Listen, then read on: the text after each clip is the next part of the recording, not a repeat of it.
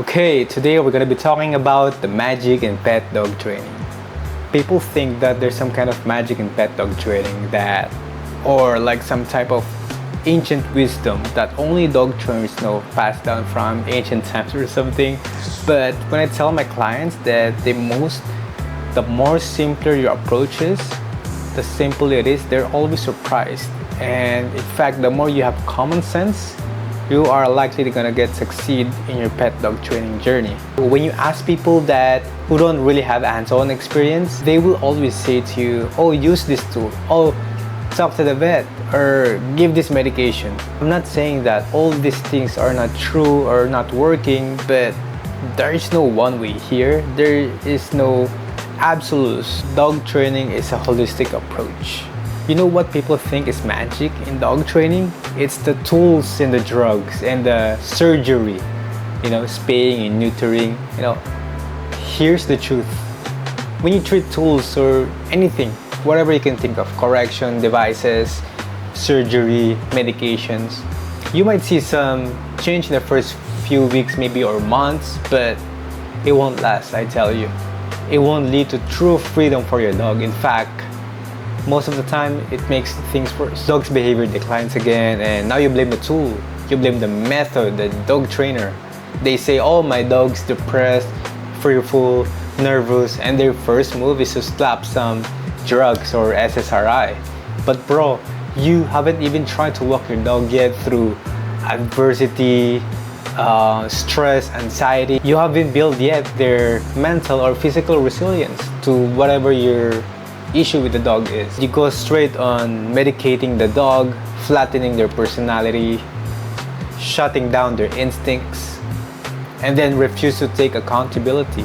That's not really fair for the dog. You know what I think? Drugs in pet dog training, they're just a band-aid solution. It papers the problem. Before you even think about antidepressants, calming pills, ask yourself, what kind of food my dog's getting? Am I giving my dog enough mental or physical exercise? How's my training with my dog? When my personal dog's stressed or anxious, I don't reach out for a pill. I become his guide. I walk my dog through it, naturally, slowly, with structure. And one day, if I have tried everything I can, and I can't truly help her in any other way, only then, as a last resort, I will reach out for medication, maybe surgery, whatever, just to have my dog a productive life that functions, that is safe for her and safe for the society as a whole. But that's gonna be my last resort, knowing the side effects. But that should never be your first option. And let's talk the other one, the spaying and neutering. It's not magic. It's not magic, but they treat it like it is. So they say, oh, you want to reduce your dog's reactivity in the future? Fix your dog, spay your dog. But if you're only spaying your dog because you're scared of accidental breeding, I don't think that's a medical emergency. I think that's a management issue. You don't need to stab your dog with sharp tools, open up their bodies, remove their organs just to prevent something that hasn't occurred yet. You could have controlled with something by just putting some rules and boundaries. I don't think it's a solution if you say that you are fixing a dog because you are fixing the issue that hasn't occurred yet, like cancer that isn't even a cancer yet. I don't think there's such thing as a dog born with depression, just like with humans. Maybe there's 1%, in the whole population. Yes, if there is, the dogs are born softer than the other and some are tougher. But if you haven't tried the basic approach, natural solutions like, exercise your dog, structured training, better food, I don't think it's a good idea to just sabotage your dog's brain by, feeding your dogs drugs. And let's not forget the downside of these meds. Over time, you'll have to increase the dosage just to maintain the effects. And there's tons and tons of side effects. At the end of the day, if you have a dog, you are the dog trainer. Whether you mean it or not, you are already teaching your dog some behavior every single day. The basic commands, house rules, reactivity, good or bad habits. Even people with zero background can end up with a good and well-behaved mannered dog because they accidentally have this type of compatibility. Their energy matches, the lifestyle matches. The person is social and their dog is social as well. Let me say this.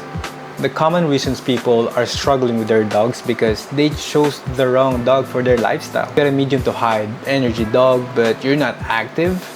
You want a social, friendly dog, but you pick a guardian breed that's genetically suspicious of strangers, like Rotties, German Shepherds. Take me for example. I have a German Shepherd, and guess what? I've never had a problem because our personality kind of matches.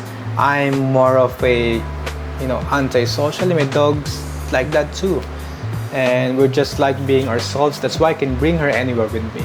Mostly we walk off leash. Why? Because I give my dog training, I give my dog structure, the routine. Dog training is a holistic process. You don't just fix one thing and then you let your dog run away in other areas.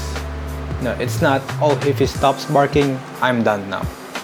There's structures, there's relationships, there's genetics, lifestyle, it all matters. Training is about the whole picture. And everything you need to know, everything is online now. You want to fix your leash pulling issue, resource guarding, reactivity. It's all out there, but I'm not saying every method online will work for you. There is no absolutes in dog training because each dog is different. There's temperament, there's genetics, some are tougher, some are not. You cannot change what's in your dog's DNA. You cannot erase what they were bred for generations and generations. Training, it doesn't take forever.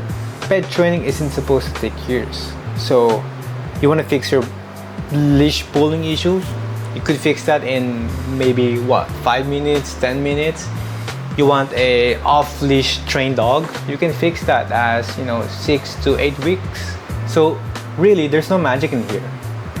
If you let your dog get away with things you don't like, pulling, barking for no reason, lunging, whatever, it's gonna become a habit. When they succeed on doing something, even if it's a bad behavior, that success becomes reinforcement to them. Dogs, they have been coexisting with us for thousands of years. That's why dog reactivity and behavior issues doesn't require artificial solutions. It needs natural approach. It all starts with choosing the right dog that fits your lifestyle. The more simple your approach in training, you correct the bad behavior, you reward the good behavior, you will likely succeed in training your dog.